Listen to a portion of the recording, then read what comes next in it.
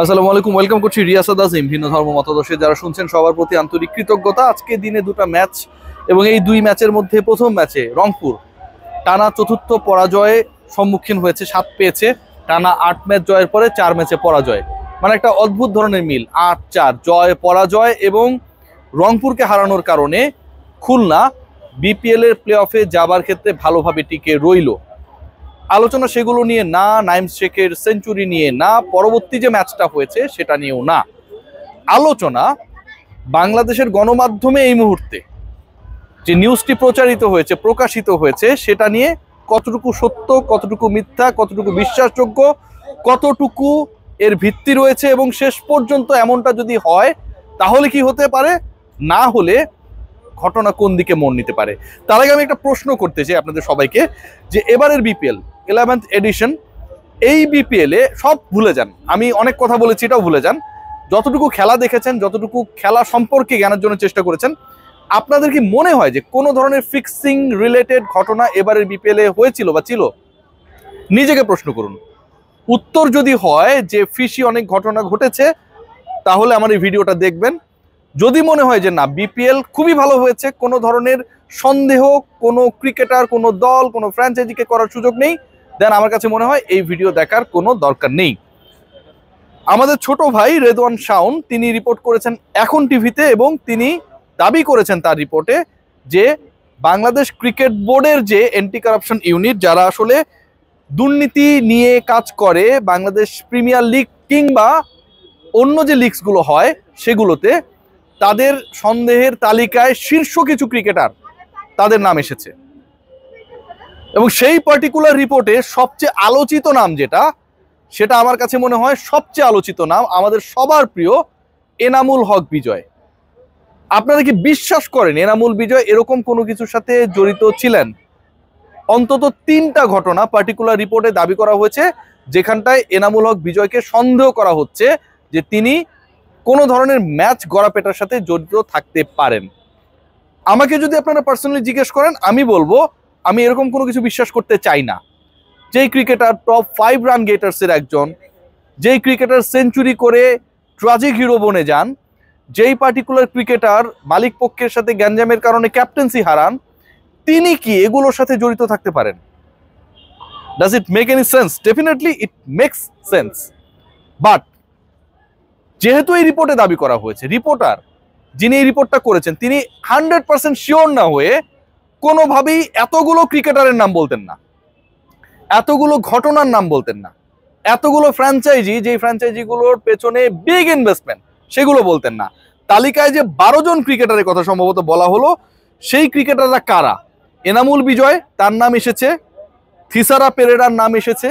শফিউল ইসলামের নাম এসেছে। বিশাল ওয়াইড করছিলেন শফিউল ইসলাম, যেন ছেলেবেলায় ফিরে গিয়েছিলেন, অথবা বাঁ হাতে বল করছিলেন, মনে হচ্ছিল যে বল বাঁ হাতে করলে যেন লাইন ঠিক থাকে না। মোহর শেখের নাম এসেছে, মোহর শেখ অন্তর সম্ভবত তার পুরো নামটা, আমার যতটুকু মনে পড়ে।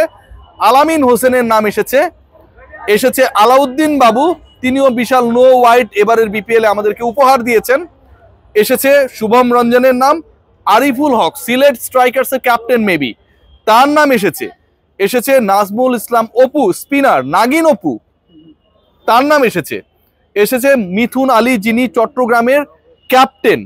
এবং এই যে ক্রিকেটারদের নাম এসেছে, এখানটায় সবচেয়ে বেশিবার বিভিন্ন ঘটনা, ফিশি ঘটনা, বিভিন্ন দুর্নীতিকে প্রশ্রয় দেওয়ার মতো ঘটনায় যাদের নাম সবচেয়ে বেশিবার এসেছে, 3বার এসেছে, সেটা হচ্ছে এনামুল হক বিজয়, 3বার এসেছে তার নাম।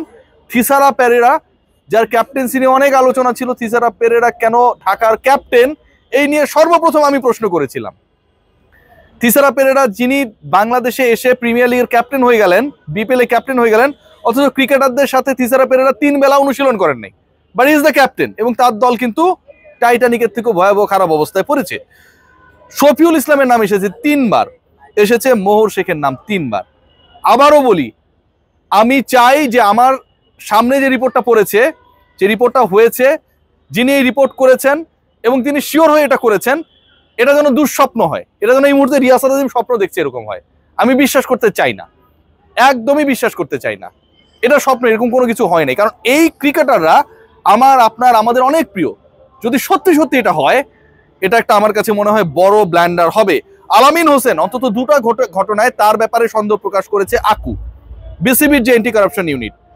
আলাউদ্দিন বাবু, তার ক্ষেত্রেও ঘটনা দুটা, শুভম রঞ্জন এবং আরিফুল হকের ক্ষেত্রেও দুটা ঘটনা।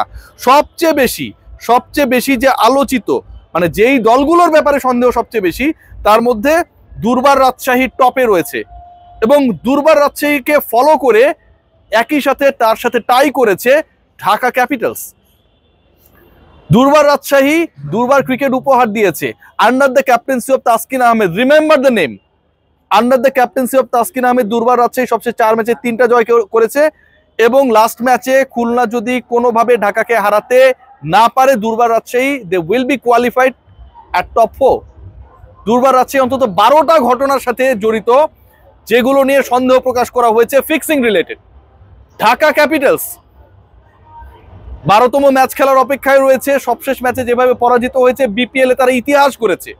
81 বল হাতে রেখে 39 বল খেলে তাদেরকে হারিয়ে দিয়েছে বরিশাল্লারা। ঢাকা ক্যাপিটালস অন্তত সন্দেহজনক 12টা ইনসিডেন্টের সাথে জড়িত, এবং যে রিপোর্টটা এসেছে সেখানটা এরপরের নামগুলো সিলেট স্ট্রাইকার্স, যেখানকার ক্যাপ্টেনকে নিয়ে প্রশ্ন তোলা হয়েছে, এবং চিটাগং কিংস, যেখানকার ক্যাপ্টেনকে নিয়ে প্রশ্ন তোলা হয়েছে। এবার আপনাদেরকে একটা দারুণ মিল দেখাই। দুর্বার রাজশাহীর একসময় ক্যাপ্টেন কে ছিলেন? এনামুল বিজয়। প্রশ্নবিদ্ধ হয়েছে রিপোর্টে, যে রিপোর্টটা আমি দেখেছি, যে রিপোর্টটা করা হয়েছে একটু আগে। এরপরের টিম কোনটা সবচেয়ে বেশি সন্দেহভাজন? ঢাকা ক্যাপিটালস। থিসারা পেরেরা ক্যাপ্টেন, মিলায় দেখুন সেই দল ফিক্সিং রিলেটেড সন্দেহের তালিকায় টপে রয়েছে যৌথভাবে। এরপরে সিলেট স্ট্রাইকার্স, আরিফুলের নাম অন্তত 2টা ঘটনায় এসেছে অ্যাকর্ডিং টু দ্য রিপোর্ট, তার দল অন্তত 6টা ঘটনার সাথে যুক্ত, এবং চিটাগং কিংস 2টা ঘটনার সাথে মিথুন আলীর নাম আমরা পেয়েছি, he is the captain of the side, সেখানটাও চিটাগং কিংস অন্তত 2টা ঘটনার সাথে জড়িত। ভাই এগুলো আমি বিশ্বাস করতে পারি না, বিশ্বাস করতে চাইও না। এক বিপিএল এ এতগুলো লোকাল ক্রিকেটার, এবং যেখানটায় বিদেশি আলোচিত না, আমরা বিদেশিদের বেশি সন্দেহ করি, একমাত্র আমার কাছে মনে হয়েছে, এবং সবচেয়ে নোটেবল নেম হচ্ছে থিসারা পেরেরা। বাকি নামগুলো শফিউল ইসলাম বলেন, এনামুল বিজয় বলেন, নাজমুল অপুর কথা বলেন, মিথুন আলীর কথা বলেন, মোহর শেখের কথা বলেন, আমি এই মুহূর্তে না দেখে বলছি, এতগুলো নাম আসলে বলাও সম্ভব না অনেক ক্ষেত্রে।